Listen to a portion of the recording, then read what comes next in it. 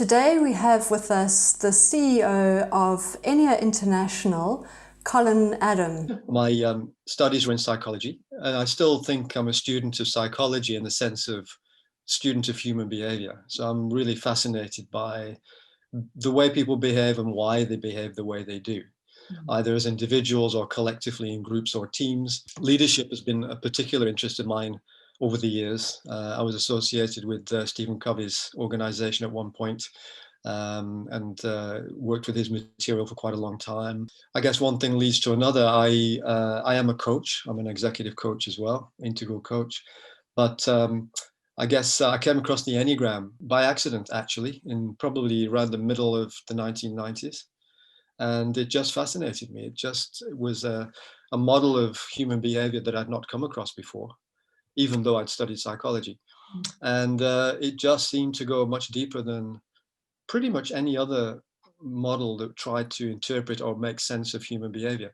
So I guess since then, it's been a central part of everything that I've been involved in terms of leadership development, team development, organizational development. And yeah, so that's what we do. We built assessments around it as well, which we use in our work. But I think you explained it quite well. I think what we're up to really is enabling individuals, teams, organizations to be the best versions of themselves that they can possibly be. And that's essentially what we try to do with our work. We started with the Enneagram, which is at the heart of this whole 5-lens system, and it is one of the 5 lenses. The first 2, however, relate to what I call personal mastery, and the second one is emotional resilience, which arguably are 2 of the most important of the lenses, and 2 of the most important journeys that I believe human beings can go on. And personal mastery for me is about challenging myself with the question of how can I become more and more effective, not just in my work, but in my life as a whole. So how can I be slightly better tomorrow than I am today? Just incremental positive growth.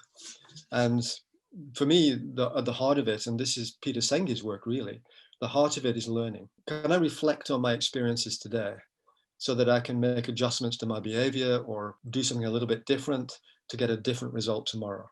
So can I reflect and use and learn and use that learning as a catalyst for personal growth and development? So personal mastery does that for me. It focuses in that space. Emotional resilience is the second one, which is our ability to deal with adversity, which is crucial in today's modern world. How do we deal with change? How do we deal with the unexpected, the stress-inducing contexts that we find ourselves in? Can we stay grounded? Can we stay resilient in the sense of moving through it without reaction, but thoughtfully and strategically grounded decision making in a sense? So again, that very much relates to my mind to conscious leadership.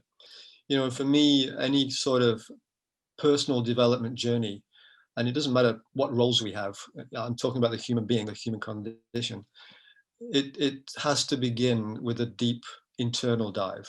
How is it that I show up the way I show up? What are my drives and my motivations? What are my strengths? What are my non-strengths? And having the compassion with self to be able to authentically look at those things without defense, without apology, but just looking at it, it is what it is. And how can I work with that so that I can start moving forward in my life and becoming more and more effective in all the roles that I have. In fact, whether it be a leader, whether it be in a team, whether it be in a family, whether it be in a relationship of any kind. So for me, it all begins with self-awareness. I think we've got to be innovative. I think we have to be thinking very differently, and we have to be responsive rather than reactive.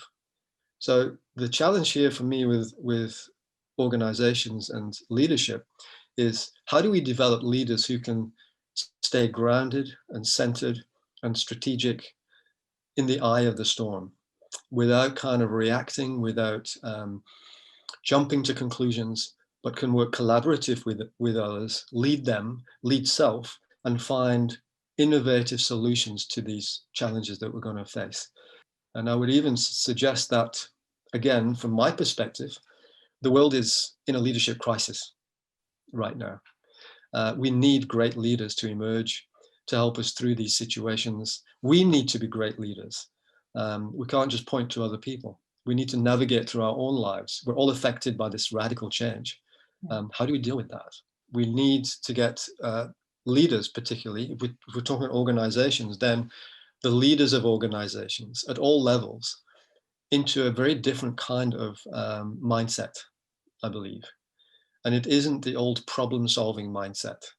It's a very different one. It's about helping individuals and groups to tap into their intuitive side of themselves, to be able to share that openly, to have the confidence to do that, to be able to get their egos out of the way and not be defensive, but to be able to own mistakes, to own the challenges that we face. It's not about survival. It's about thriving and succeeding and growing and developing to levels beyond imagination going forward. I think what we really need to do in organizations is to have a different kind of mindset to leadership, not to use old solutions to solve new problems. We've got to tap into our creativity, our intuition, not just to use our logical, rational self, which of course we need to do, but to tap into something deeper, which I would call it's really our basic humanity, our ability to intuit, our ability to find the new, the creative, and to collaborate around that and to synergize and to bring people together. We need to be challenging ourselves to think differently and to grow ourselves and our people differently and to ask really powerful questions of ourselves and our organizations. That's the way forward in my mind. I think, what I would want to emphasize are a couple of things that probably I've mentioned already. I think it's too easy when we're facing a rapidly changing environment to focus on the environment. And of course we have to do that. But the starting point for me is the individual. We need to understand ourselves before we can really thrive in the outside world. So for me, it's about going deeply into ourselves, deepening our personal awareness, extending that to the people that we're working with, and trying to understand those individuals as best we can.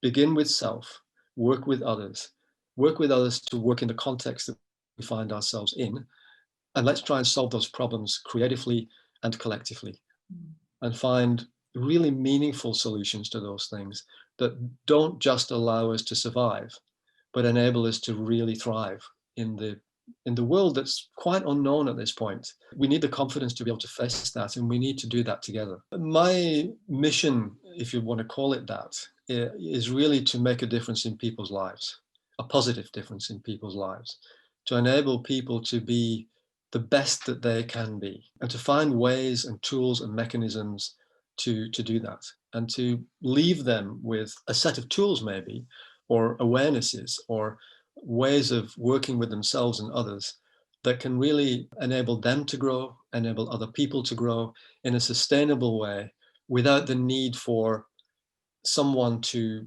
be at their side guiding them. They become the guide. So it's about building people to a point where they are, I guess, masters of their own destiny to a large extent, and that they can continue to grow going forward in their own ways, through reflection, through learning, through moving through their own experiences.